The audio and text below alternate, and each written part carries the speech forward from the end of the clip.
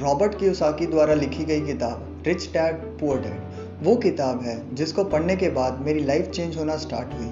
और आज मैं आपके साथ उन 7 लेसन्स के बारे में डिस्कस करूंगा जिनके इम्प्लीमेंटेशन के बाद मेरा लाइफ को लेकर पर्सपेक्टिव ही चेंज हुआ। और ये लेसन्स बिल्कुल ही प्रैक्टिकल और लाइफ चेंजिंग होंगे। सो वीडियो को लाइक और शेयर करने में बिल्कुल भी कंजूसी ना करें और साथ में मेरे चैनल को सब्सक्राइब भी कर लें ताकि आपको मेरी वीडियोस की नोटिफिकेशन सबसे पहले मिल सके। So without any delay let's start the video. Lesson number 1, learn from your experiences. जैसा कि हम सब अपने एक्सपीरियंसेस से सीखते हैं, रॉबर्ट बताते हैं कि कैसे वो अपने दोस्त के फादर के साथ काम करना शुरू करते हैं। बुक में रॉबर्ट अपने रियल डैड को पुअर डैड कहकर बताते हैं। उनके पुअर डैड उन्हें हमेशा ही स्कूल में अच्छे मार्क्स लाने के लिए कहते थे ताकि डिग्री मिलने के बाद उनको एक अच्छी स्टेबल जॉब मिल सके। और वहीं दूसरी तरफ रॉबर्ट के दोस्त के फादर, जिन्हें वो बुक में रिच डैड कहकर बताते हैं, रिच डैड उन्हें हमेशा कैश फ्लो के बारे में समझाते थे कि अगर वो समझ गए कि पैसा किस तरह काम करता है तो वो कभी भी लाइफ में परेशान नहीं होंगे। बचपन से ही रॉबर्ट बहुत शाय नेचर के थे, तो उन्होंने अपनी इसी कमी को दूर करने के लिए जेरोक्स कंपनी को ज्वाइन किया। जेरोक्स कंपनी उस समय की सबसे बड़ी सेल्स और मार्केटिंग की कंपनी थी और रॉबर्ट का मानना था कि आपको कामयाब होने के लिए चीज़ों को बेचना आना चाहिए। और इसी माइंडसेट और ऑलवेज लर्निंग वाले एटीट्यूड के साथ वो बहुत जल्दी कंपनी के टॉप सेल्स एग्जीक्यूटिव्स में आ गए और वहाँ से ज़रूरी एक्सपीरियंस गेन करने के बाद उन्होंने कंपनी को छोड़ दिया। इससे हमें यह सीखने को मिला, यदि हम न्यू स्किल्स को गेन करना चाहते हैं और कामयाब होना चाहते हैं तो हमको फील्ड में उतरना पड़ेगा। Lesson number 2, always ask yourself how can you get which you want to get. मतलब कि आप ये मत सोचो कि आप वो काम नहीं कर सकते, बल्कि आप ये सोचो कि मैं वो काम कैसे कर सकता हूँ। और इसी प्रकार बचपन में रॉबर्ट के पुअर डैड उसे चीज़ों को ना खरीदने के 100 बहाने देते कि हम ये चीज़ नहीं खरीद सकते या वो नहीं ले सकते।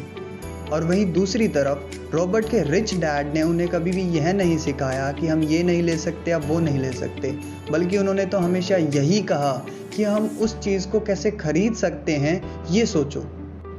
और इसी तरह जब आप मान लेते हो कि आप वो काम नहीं कर सकते तो आपका दिमाग भी सोचना बंद कर देता है। और वहीं दूसरी तरफ जब आप अपने आप से प्रश्न पूछते हो कि मैं वो काम कैसे कर सकता हूँ, तो आपका दिमाग नए नए रास्ते ढूंढता है उसी काम को करने के। लेसन नंबर 3, पे योरसेल्फ फर्स्ट। यानी कि आप सबसे पहले अपने आप को पे करो। यह बात सबसे पहले the richest man in Babylon book में लिखी गई थी। किताब में रॉबर्ट बताते हैं कि कैसे लोग उनकी सैलरी मिलने से पहले ही अपने खर्चों की लिस्ट को तैयार कर लेते हैं और फिर भी मोस्ट ऑफ द टाइम उनके खर्चे पूरे ही नहीं हो पाते और लोग कहते हैं कि कुछ भी बचता नहीं और फिर भी उसी प्रोसेस को बार बार रिपीट करते रहते हैं। इसीलिए रॉबर्ट का मानना है कि जब भी आपको आपकी सैलरी मिले तो आप उसमें से हमेशा 10% सेव करो और रेस्ट 90% से आप अपने खर्चों को निकालो। और यही 10% आपकी पे योरसेल्फ वाली कैटेगरी में आते हैं। अब इसका यह मतलब नहीं है कि आप इनको कहीं पे भी स्पेंड करो, नहीं, बल्कि आप इनको कहीं पे इन्वेस्ट करो, जैसे कि स्टॉक्स या फिर एसेट्स में, ताकि फ्यूचर में यही पैसा आपको पैसिव इनकम जनरेट करके दे। Lesson number 4, liabilities and assets.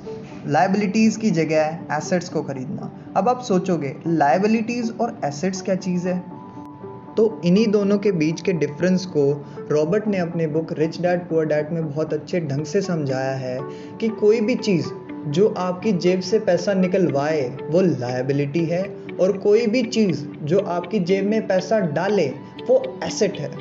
Robert आगे बताते हैं कि कैसे लोग फाइनेंशियल नॉलेज की कमी होने से सिर्फ लायबिलिटीज़ जैसे कि मोबाइल, टीवी, कार्स और हाउसेस को लॉन्ग टर्म इन्वेस्टमेंट समझ के खरीदते रहते हैं। और अब बात घर पे आ गई है तो रॉबर्ट कहते हैं कि यदि आपका घर आपकी जेब में पैसा डाल रहा है जैसे कि रेंट, तो वो एसेट है।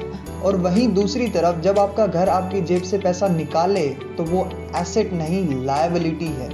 और अगर हम गौर से सोचें तो लायबिलिटीज़ की वैल्यू टाइम बाय टाइम घटती है और वहीं अमीर लोग अपने पैसों को अच्छे एसेट्स में इन्वेस्ट करते हैं, जैसे कि real estate, intellectual properties, stocks, small businesses etcetera. और वहीं एक आम आदमी हमेशा अपना सारा खर्च लायबिलिटीज़ को खरीदने में ही लगा देता है। तो अगर आप सही मायने में अमीर बनना चाहते हो तो आप एसेट्स में इन्वेस्ट करो, ना कि लायबिलिटीज़ पे खर्च। Lesson number 5, learn financial intelligence. It's really very important. मैंने ऐसा क्यों कहा? क्योंकि आपके पास कितना भी पैसा क्यों ना हो, अगर आपके पास फाइनेंशियल इंटेलिजेंस नहीं है तो आपके सारे पैसे आप बहुत जल्द ही ख़त्म होते हुए देखोगे। और इसका सबसे बेस्ट एग्जाम्पल वो लोग हैं जो कि लॉटरी या फिर केबीसी में करोड़ों रुपए तो जीत जाते हैं, मगर फाइनेंशियल इंटेलिजेंस ना होने की वजह से वो उसी पैसे को बहुत जल्दी गवा भी देते हैं। तो इसी कारण हमको सबसे पहले फाइनेंशियल इंटेलिजेंस को समझना होगा। तो फाइनेंशियल इंटेलिजेंस पैसों के काम करने के तरीकों को समझने से आता है। हमारे यहाँ पर बहुत सारे ऐसे लोग हैं जिनको फाइनेंसिंग के बारे में कुछ भी नहीं पता, और उनको ये तक नहीं पता कि वो गवर्नमेंट को इतना सारा टैक्स क्यों पे करते हैं। और यहाँ पे बहुत सारे पढ़े लिखे ऐसे लोग भी हैं जो फाइनेंशियल लिटरेसी की कमी की वजह से रैट रेस में फंस कर रह गए हैं। रॉबर्ट बताते हैं कि लोगों में फाइनेंशियल लिटरेसी की कमी का कारण हमारा एजुकेशन सिस्टम है, जहाँ पर हमें सिर्फ प्रोफेशनल नॉलेज प्रोवाइड की जाती है, ना कि फाइनेंशियल नॉलेज। अगर आप फाइनेंशियली इंडिपेंडेंट बनना चाहते हो तो आपको सबसे पहले फाइनेंशियल इंटेलिजेंस को समझना होगा। ये वीडियो और ये बुक दोनों ही फाइनेंशियल इंटेलिजेंस पे हैं, सो वीडियो को लास्ट तक देखना। और अगर आप मेरी मानो तो इस वीडियो के बाद आप rich dad poor dad book को एक बार पूरा पढ़ लेना, जिससे कि आपको फाइनेंशियल इंटेलिजेंस के बारे में कंप्लीट नॉलेज हो जाए। तो अगर आप इसी तरह से और भी फाइनेंस से रिलेटेड बुक्स को पढ़ना चाहते हो तो मैंने डिस्क्रिप्शन में एक लिंक डाल रखा है, जिसको भी आप चेकआउट कर सकते हो। Lesson number 6, handle your fear about money. अगर आप अमीर बनने की सोच रहे हो तो आपको सबसे पहले पैसों के मामले में अपने डर को संभालना आना चाहिए। अब आपको यह तो याद ही होगा कि आप बचपन में साइकिल कैसे चलाना सीखे थे। आप बहुत बार गिरे भी होंगे, लेकिन आपके कुछ ऐसे भी दोस्त हैं जिनको कि साइकिल चलाना बिल्कुल भी नहीं आता। और ऐसा भी नहीं है कि उनको साइकिल चलाने का कभी मौका ही नहीं मिला, बल्कि उन्होंने तो गिरने के डर की वजह से ही साइकिल चलाना कभी सीखा ही नहीं।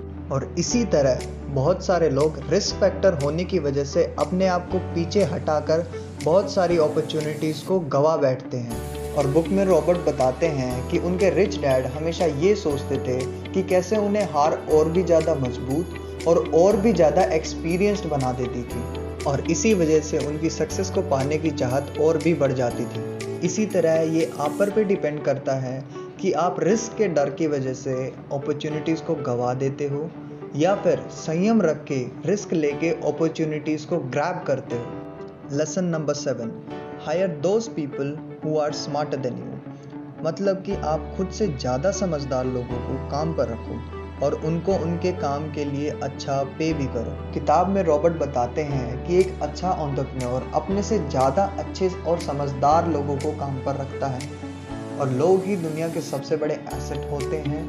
और बहुत कम ही बिजनेसमैन ऐसे होते हैं जो इस बात को समझ पाते हैं कि एक एक्सपीरियंस्ड और हैप्पी एम्प्लॉय उनके लिए पैसों से भी बड़ा एसेट है। रॉबर्ट यह भी बताते हैं कि एम्प्लॉयर को एम्प्लॉय के बोलने से पहले ही उसकी सैलरी बढ़ा देनी चाहिए। ऐसा करने से वो एम्प्लॉय काम को लेकर काफ़ी लॉयल और मोटिवेटेड रहता है। तो ये थे वो 7 लेसन्स जिनको कि मैंने रॉबर्ट कियोसाकी की किताब रिच डैड पुअर डैड से सीखा। फाइनेंशियल इंटेलिजेंस को समझने के लिए ये one of the best book में से एक है। और यदि आपको किताबों को पढ़ना अच्छा लगता है तो आप एक बार हमारी वेबसाइट को चेकआउट कर सकते हो, और साथ में आप अगर अच्छे डिस्काउंट्स और प्रोमो कोड्स चाहते हो तो आप हमें इंस्टाग्राम और फेसबुक पर फॉलो करें। मैंने इन सब का डिस्क्रिप्शन में लिंक डाल रखा है। सो बिना किसी देरी के वीडियो को समराइज़ कर लेते हैं। Number 1, learn from your experiences. मतलब कि अगर आप किसी भी काम को सफलतापूर्वक करना चाहते हो तो आपके पास एक्सपीरियंस होना बहुत ज़रूरी है। और मेरा तो यह भी मानना है कि यदि आपको स्किल्स गेन करने के लिए अगर कोई भी काम फ्री में भी करना पड़ जाए तो ज़रूर करना चाहिए। Number 2, always ask yourself how can you get which you want to get. मतलब कि आप किसी भी काम के बारे में यह मत सोचो कि आप उसे नहीं कर सकते, बल्कि आप अपने आप से सवाल पूछो कि आप उस काम को कैसे कर सकते हो। वो जो शब्द कैसे है वही आपके दिमाग को सोचने पर मजबूर करता है और आपका दिमाग नए नए रास्तों को ढूंढने लगता है उसी काम को करने के। नंबर 2, पे योर सेल्फ फर्स्ट। अपने आप को पे करने का मतलब यह नहीं है कि आप उन 10% को कहीं पे भी स्पेंड करो, नहीं, बल्कि आप उनको कहीं पे अच्छी जगह इन्वेस्ट करो ताकि वही 10% आपको पैसिव इनकम जनरेट करके दे। Number 4, liabilities and assets. भूल जाओ कि आपके दोस्त के पास अच्छी बाइक या फिर अच्छा आईफोन है, बल्कि अगर आप सही मायने में अमीर बनना चाहते हो, दिखावे वाला नहीं, तो आप लायबिलिटीज पे खर्च छोड़ के एसेट्स में इन्वेस्ट करना शुरू करो। Number 5, learn financial intelligence. जैसा कि हमने वीडियो में भी देखा कि फाइनेंशियल इंटेलिजेंस ना होने की वजह से कैसे लोग लॉटरीज में भी करोड़ों जीतने के बाद फिर से गरीब हो जाते हैं। और अगर आप अमीर बनना चाहते हो या फिर अमीर बने रहना चाहते हो तो आपको फाइनेंशियल इंटेलिजेंस को सीखना बहुत ज़रूरी है। Number 6, handle your fear about money. मतलब कि यदि हम अमीर बनना चाहते हैं तो सबसे पहले हमें अपने पैसों के मामले में डर को हटाना पड़ेगा और लोगों का रिस्क ना लेना ही सबसे बड़ा रिस्क होता है। Number 7, hire people who are smarter than you.